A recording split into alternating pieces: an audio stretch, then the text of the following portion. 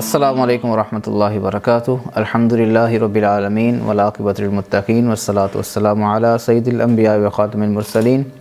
اشہد ان لا الہ الا اللہ وحدہ لا شریک لہ واشہد ان محمدا عبدہ ورسولہ۔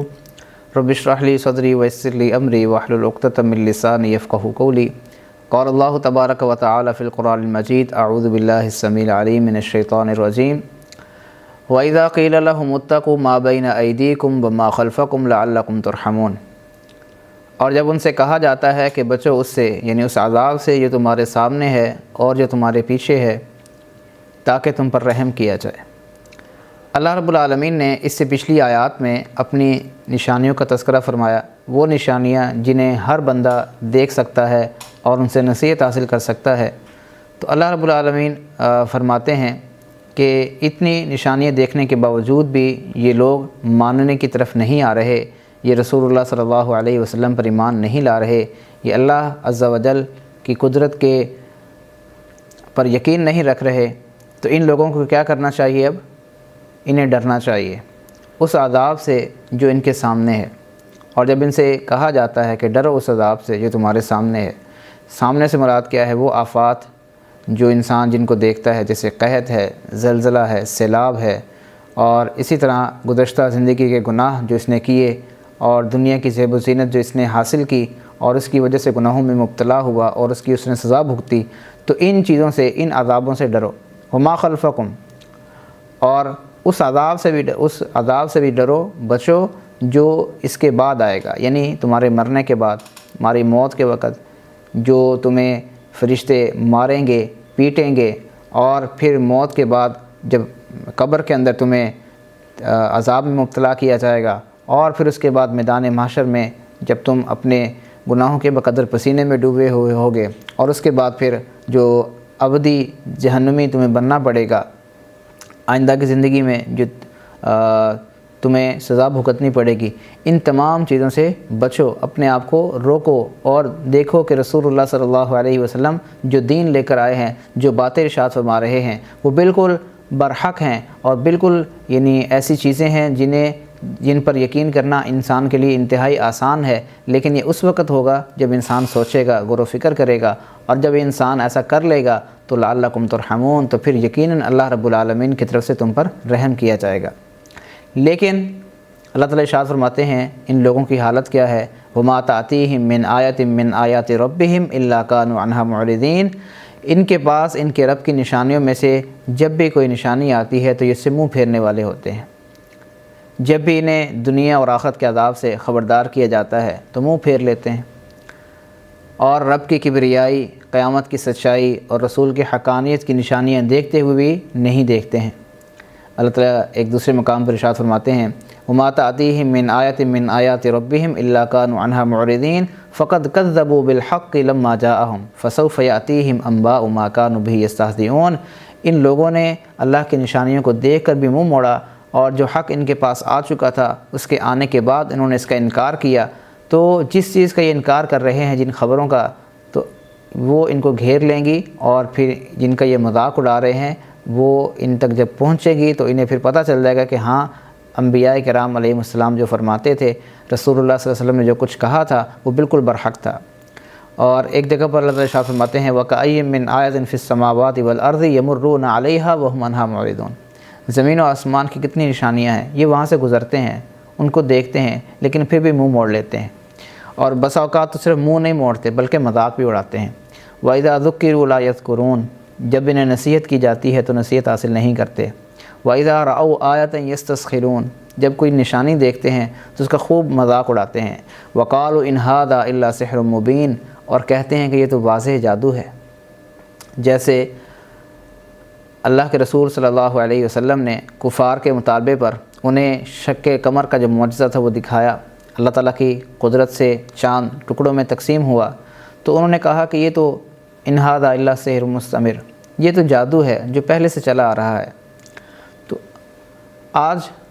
ہمارا کیا رویہ ہوتا ہے؟ مختلف نشانیاں دیکھتے ہیں، مختلف عذاب دیکھتے ہیں، مختلف اللہ رب العالمین کی طرف سے جھنجھوڑنے والی واقعات ہوتے ہیں، لیکن ہم کہتے ہیں یہ تو اس لیے ہوا کہ فلاں کام ہو گیا تھا، یعنی جو سائنسی وجوہات ہیں ان کو تلاش کرتے رہتے ہیں، یہ کیسے ہوا کیسے ہوا۔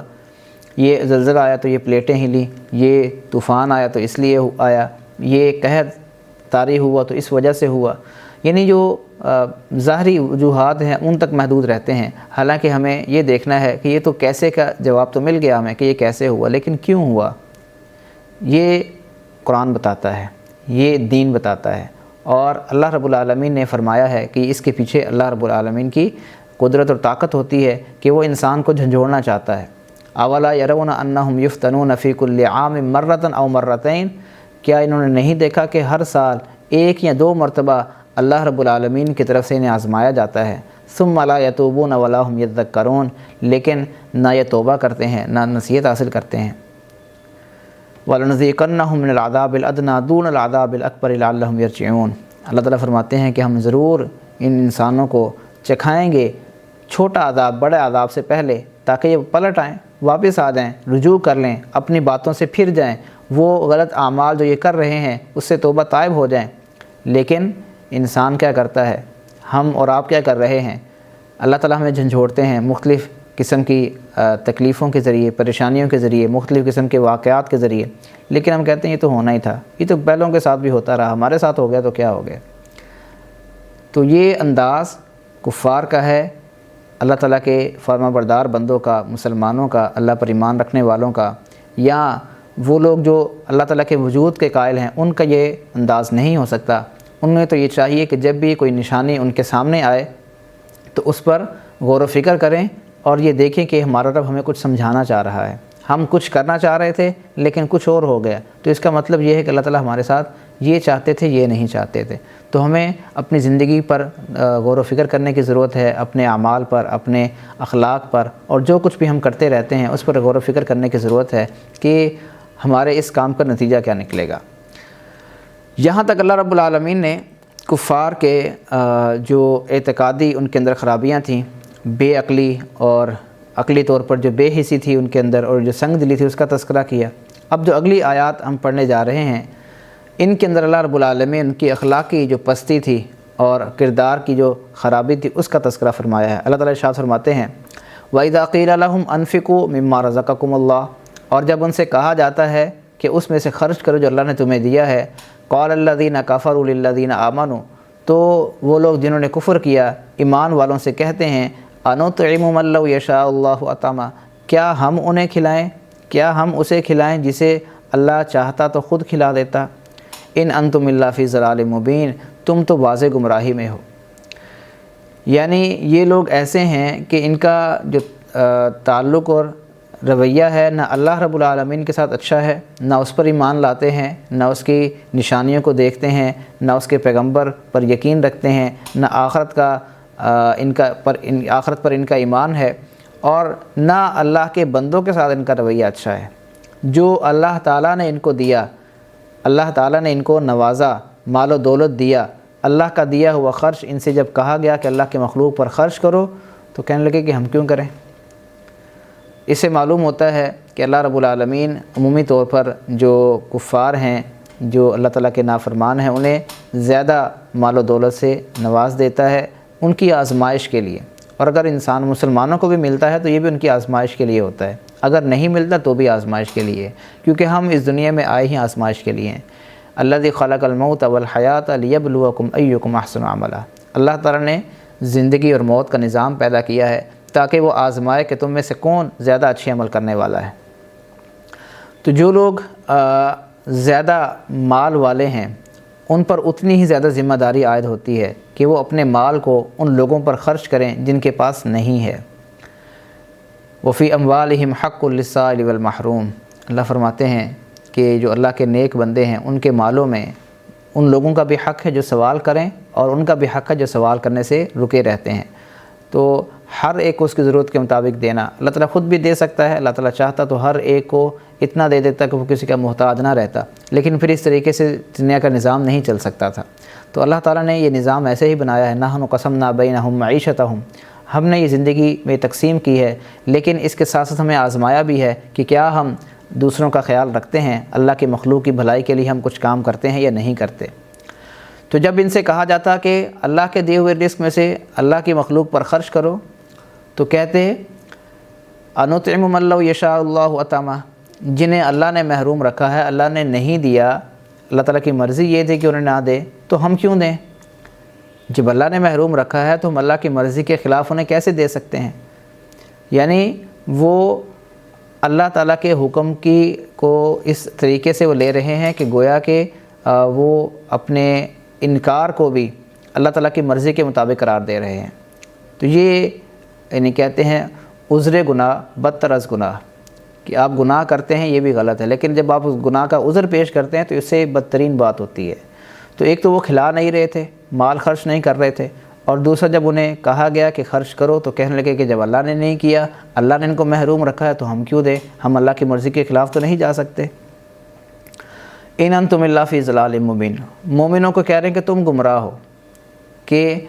अल्लाह ताला राज़िक़ है हर मखलूक का, अल्लाह ताला इन्हें नहीं दे रहा तो तुम हमें कह रहे हो कि हम दें, हम राज़िक़ बन जाएँ, तो ये तो गुमराही है। यानी वो मोमिनों को गुमराह करार दे रहे हैं, और ये समझते थे कि गरीबों से हमदर्दी करना ये अल्लाह की रज़ाक़ियत के ख़िलाफ़ है, या ये वो अल्लाह ताला की मशीयत को, अल्लाह ताला ने जो चाहा जैसे तकसीम कर दिया दुनिया में मईशत को, इसको वो अल्लाह की रज़ा समझते थे, हालांकि ये उनकी अपनी गुमराही थी। अल्लाह रब्बुल आलमीन ने अगर दुनिया में किसी को नवाजा है तो इसका मतलब ये हरगिज़ नहीं है कि अल्लाह ताला उससे राज़ी हैं, और अगर अल्लाह ताला ने किसी को महरूम रखा है तो इसका मतलब ये हरगिज़ नहीं है कि अल्लाह ताला उससे नाराज़ हैं। ये दुनिया की ज़िंदगी का निज़ाम चलाने के अल्लाह ताला ने जैसे चाहा ये तकसीम कर दिया। और अल्लाह फरमाते हैं इन तकफ़ुरू फ़इन्नल्लाह गनिय्युन अन्कुम वला यर्ज़ा लिइबादिहिल कुफ़्र, अगर तुम कुफ़्र करते हो अल्लाह का तो अल्लाह ताला तुमसे बेनियाज़ है, उसको तुम्हारी ज़रूरत नहीं है। वला यर्ज़ा लिइबादिहिल कुफ़्र, वो अपने बंदों के कुफ़्र से राज़ी नहीं है, अगरचे उसने उसकी मशीयत के तहत बंदे कुफ़्र करते हैं लेकिन वो इससे राज़ी नहीं है। व इन तशकुरु यरज़ाहु लकुम, अगर तुम शुक्र अदा करोगे तो वो तुमसे राज़ी हो जाएगा। यानी शुक्र अदा करना तुम्हारा ये अल्लाह ताला की रज़ामंदी का सबब है, तुम्हारा कुफ़्र करना ये अल्लाह ताला की रज़ामंदी नहीं है। तो मशीयत और चीज़ है, अल्लाह ताला की रज़ामंदी और चीज़ है। मशीयत के तहत दुनिया में सारे काम हो रहे हैं अल्लाह ताला की आप कह सकते हैं कि इज़्न से, लेकिन उसमें अल्लाह ताला की मर्ज़ी होना या अल्लाह ताला का उस पर राज़ी होना ये ज़रूरी नहीं है, क्योंकि अल्लाह ताला ने दुनिया को दारुल असबाब बनाया है और दारुल इम्तिहान बनाया है, यहाँ पर बंदे की आजमाइश हो रही है। तो जो लोग भी जिन्हें भी अल्लाह ताला ने दिया है उन पर ये लाजिम है कि वो दूसरों का ख्याल करें।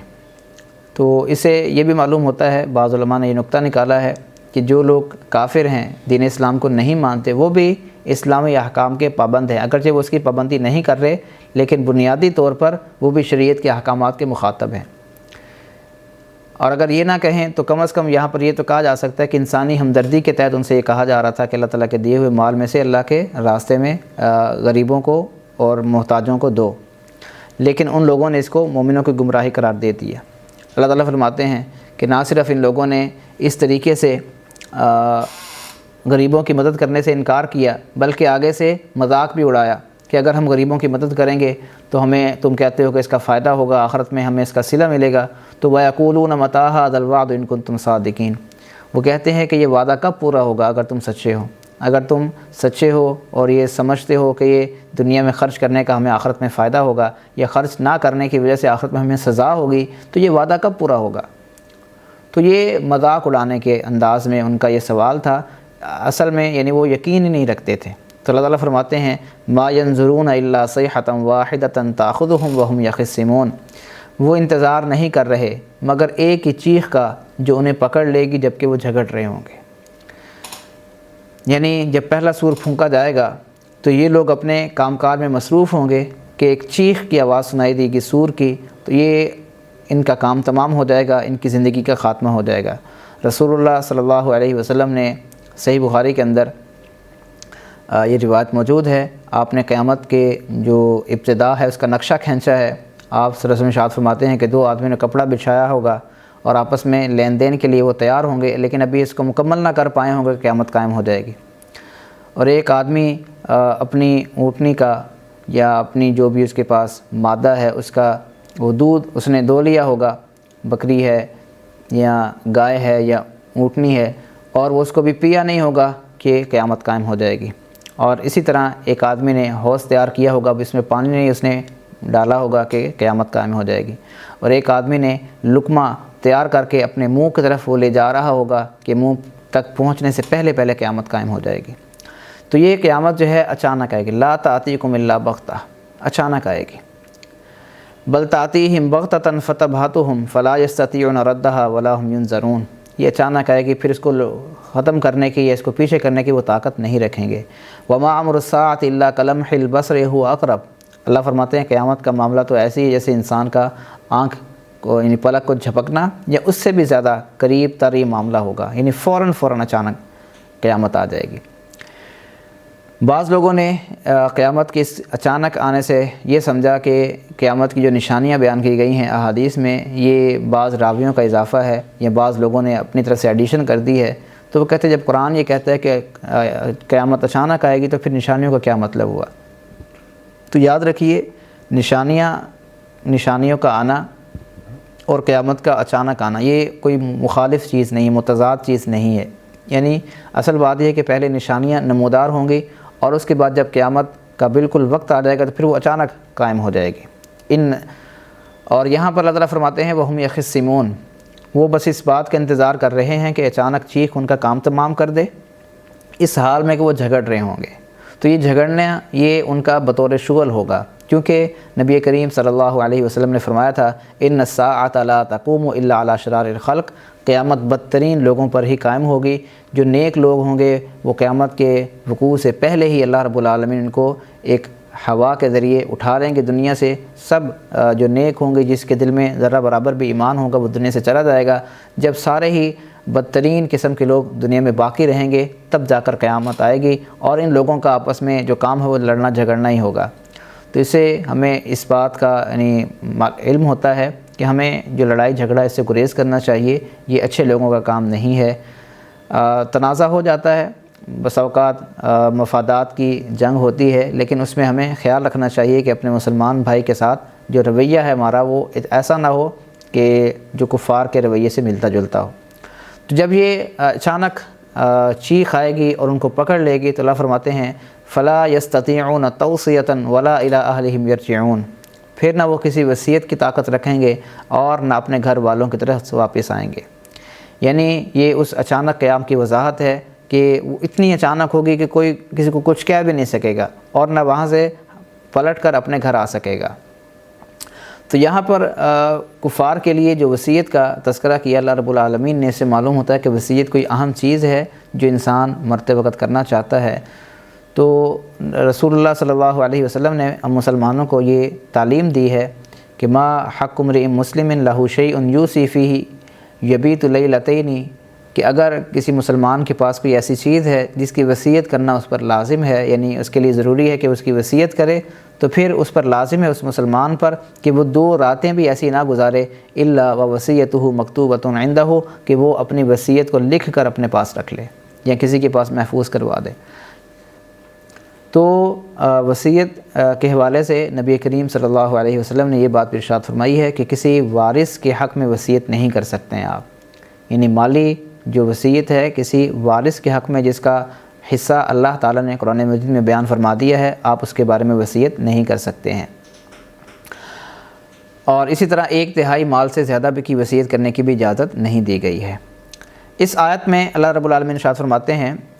فلا یستطیعون توصیۃ ولا الی اہلہم یرجعون، کہ وہ انتظار نہیں کر رہے مگر ایک چیخ کا جو انہیں پکڑ لے گی اور پھر وہ وصیت کرنے کی طاقت نہیں رکھیں گے۔ اگر ہم پچھلی آیت کی طرف چلیں تو اس میں سوال کفار نے یہ کیا تھا قیامت کب آئے گی، تو اللہ تعالیٰ نے اس سوال کا جواب نہیں دیا کہ قیامت کب آئے گی، بلکہ یہ بتایا کہ قیامت کیسے آئے گی۔ تو اس میں نقطے کی بات یہ ہے کہ اللہ رب العالمین نے یہ سمجھایا کہ قیامت کا آنا برحق ہے، لہذا اس کی تیاری کرو، یہ نہ دیکھو کہ کب آئے گی، یہ دیکھو کہ آنے تو آنا ہی ہے اس نے، تم نے کیا کیا ہوا اس کے لیے۔ جیسے کہ صحیح بخاری کے اندر موجود ہے، نبی کریم علیہ الصلوۃ والسلام سے بھی ایک شخص نے آ کر کہا تھا متی الساعۃ، یا رسول اللہ صلی اللہ علیہ وسلم قیامت کب آئے گی؟ آپ صلی اللہ علیہ وسلم نے فرمایا وماذا اعددت لها، تو نے اس کے لیے تیاری کیا کی ہے، تو نے کتنے اعمال کر لیے ہیں کہ تمہیں اب قیامت کا انتظار ہو گیا ہے۔ تو ہمیں یعنی اس طرف توجہ دینی ہے کہ ہم کیا کر چکے ہیں اور کتنا ہم نے اپنے آپ کے لیے آخرت کے لیے ہم نے سامان فراہم کر لیا ہے کہ وہاں جب جائیں گے تو ہمیں وہاں پر فائدہ ہوگا، نہ کہ ہم نقصان اٹھانے والے بنیں گے۔ اللہ رب العالمین سے دعا ہے کہ اللہ تعالیٰ مجھے اور آپ کو سمجھنے کی، عمل کرنے کی توفیق عطا فرمائے۔ وآخر دعوانا الحمدللہ رب العالمین۔